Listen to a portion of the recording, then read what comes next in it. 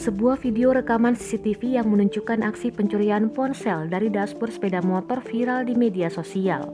Peristiwa pencurian tersebut terjadi beberapa hari yang lalu di Jalan Raya Jatimakmur, Kecamatan Pondok Gede, Kota Bekasi, Jawa Barat. Dalam melakukan aksinya, diduga pelaku mengajak anak istri dengan memboncengnya menggunakan sepeda motor. Video itu diunggah oleh akun Instagram @info_pondokgede.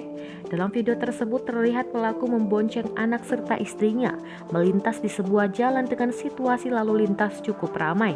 Sambil melintas, pelaku tiba-tiba memutar balik kendaraannya ke arah berlawanan. Dia lantas menghampiri sebuah sepeda motor yang terparkir di pinggir jalan. Dengan cepat, pelaku pria yang mengendarai sepeda motor tersebut merogoh dashboard sepeda motor yang terparkir dan mengambil satu unit ponsel. Korban, Nurhalisa, saat dikonfirmasi mengatakan ponsel yang diambil pelaku merupakan milik suaminya bernama Ari Rahman. Dia menjelaskan suaminya saat itu sedang memarkir kendaraannya di bengkel tempat dia bekerja.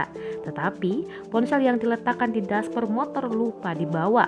Nurhalisa mengaku suaminya juga sempat memergoki pelaku dan berusaha mengejar, tetapi dia kabur sehingga tidak terkejar.